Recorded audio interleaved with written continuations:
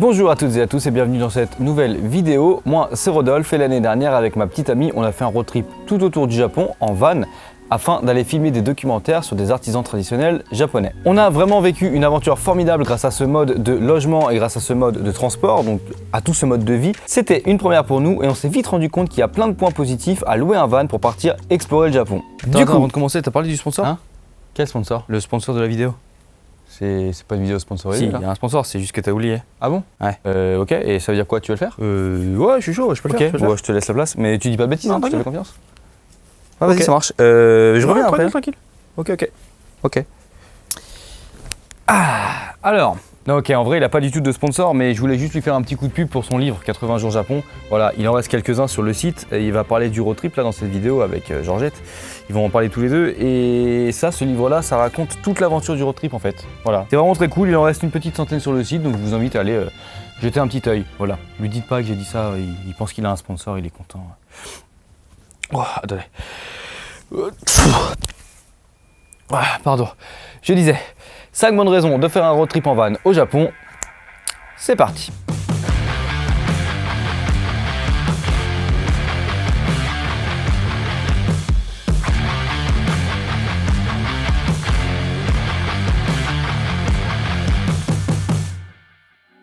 Alors, tout d'abord, et contrairement à ce qu'on pourrait penser, faire un road trip au Japon en van, c'est facile. Effectivement, faire traduire son permis au Japon quand vous êtes touriste, donc quand vous êtes de passage, c'est très facile. Il faut vous rendre au bureau de la JAF, la JAF, donc ils ont plusieurs bureaux à travers le Japon et évidemment ils en ont un à Tokyo. Ça prend juste une journée, une demi-journée. Vous arrivez juste après manger ou juste avant manger et vers 17 h, vous récupérez votre traduction. Ça coûte environ 20 et 30 € et avec cette traduction, vous êtes bon pour partir. Vous n'avez même pas besoin de maîtriser le japonais puisque la JAF va traduire votre permis directement du français au japonais et que le personnel des agences de location de van parle anglais en général.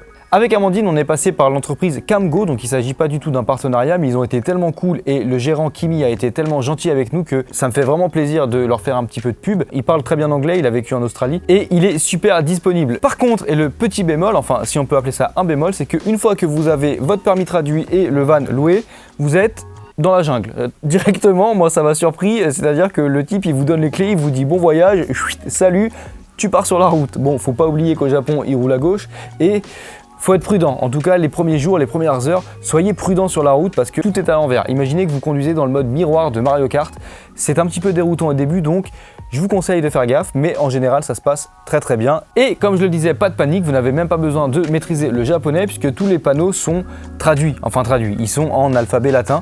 Il y en a un seul sur la route que j'ai vu qui n'a pas été traduit et qui est uniquement en kanji, qui est notamment utilisé par le personnel de chantier quand il y a des chantiers sur la route.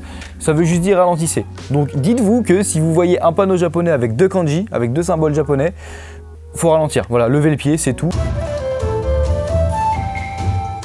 La liberté totale. Alors forcément en van, on peut aller où on veut, quand on veut. On n'est pas tributaire des trains, des horaires, des bus. Ce qui est bien, c'est que par exemple si on voit sur Google Maps ou un site, un endroit où on veut aller, on peut y aller directement en fait. Nous par exemple, on était à Yamadera, c'est un temple dans les montagnes, c'est magnifique, faut y aller. Et en fait, on a vu sur Google Maps que Ginza Onsen, c'était pas si loin, c'était à 40 km. Sauf qu'en transport, ça aurait été 2 heures, alors que là, avec la voiture, on a pris une demi-heure, 50 minutes quoi. Et c'est ça qui est bien, c'est qu'on peut choisir d'aller dans des endroits super connus ou dans des endroits un petit peu moins connus qui sont moins accessibles en fait par transport en commun. Et un truc qui est super bien au Japon, c'est que les parkings sont très bien aménagés, il y a souvent même des toilettes, voire un gardien qui est là pour gérer un peu tout dans le parking. Hein. Vraiment, vous êtes flexible quoi, vous allez où vous voulez, quand vous voulez, vous êtes tributaire de rien. Le Japon est un pays très pratique et très sécurisant. Nous, quand on était sur place, c'est vrai que ça m'est arrivé plusieurs fois de laisser mon sac à dos avec tout mon matos photo vidéo sur un parking comme ça dans le van sans me poser de questions en fait. Je me suis pas dit que peut-être quelqu'un allait venir et exploser une vitre ou quoi que ce soit. Vraiment, on s'est senti en sécurité du début à la fin du road trip. Et c'est vrai que le Japon est un pays très pratique, que ce soit par exemple les combini, ouverts 24/24, donc les épiceries japonaises, vous en avez dans les grandes villes mais également dans les petites villes, même le moindre petit village a son combini, donc Dans les petits villages vraiment reculés, il est possible que ce soit pas ouvert 24/24, mais en grande majorité, ce sera le cas. Donc dans les combini, vous pouvez acheter quoi que ce soit, des affaires de toilette, des affaires pour se raser, pour se laver les dents, pour manger, pour boire.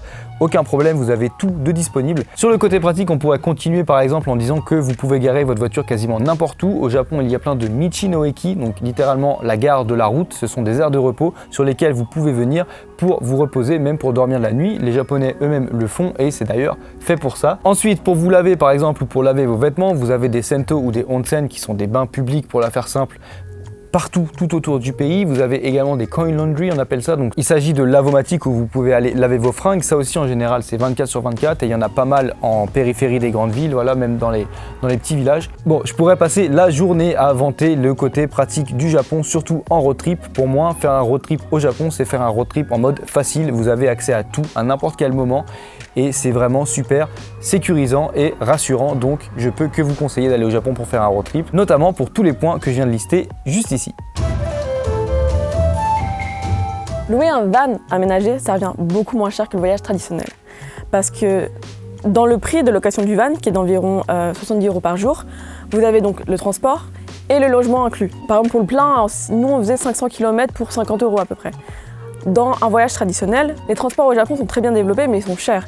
Et les hôtels, environ, c'est entre 50 et 200 € la nuit, avec une moyenne à 100 € dans les grandes villes. Et si vous demandez pour se laver, il y a les sento, les onsen, et c'est environ 2 à 5 € pour se laver, quoi. En plus, vous vous relaxez. Donc, d'un point de vue financier, il y a une vraie différence entre le voyage traditionnel et le voyage en van, si vous comptez plusieurs jours de voyage. Bon, forcément, le confort, c'est pas le même. Enfin, ça dépend pour qui. Mais si ça vous tente, c'est un truc à faire et surtout pour garder son budget limité.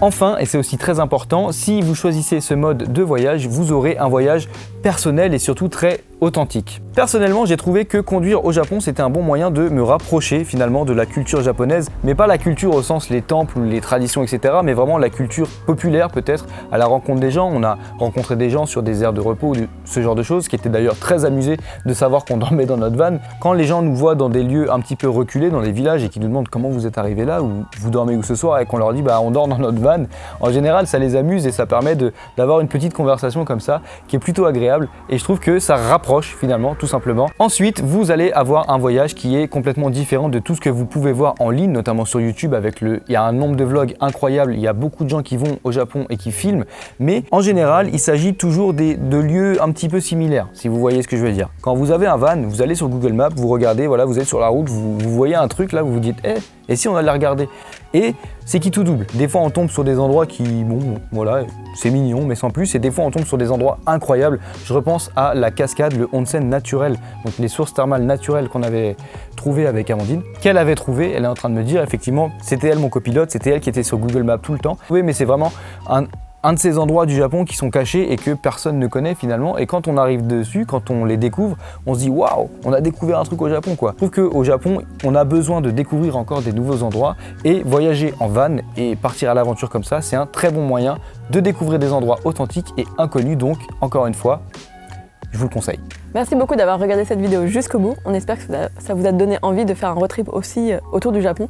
C'est un moyen de voyage très différent et à essayer. Si vous avez des questions sur ce mode de voyage, n'hésitez pas à nous les mettre en commentaire puisqu'on compte faire une nouvelle vidéo à propos de ce mode de voyage en répondant à vos questions. Allez-y, à vos claviers, dites-nous ce que vous en pensez en commentaire.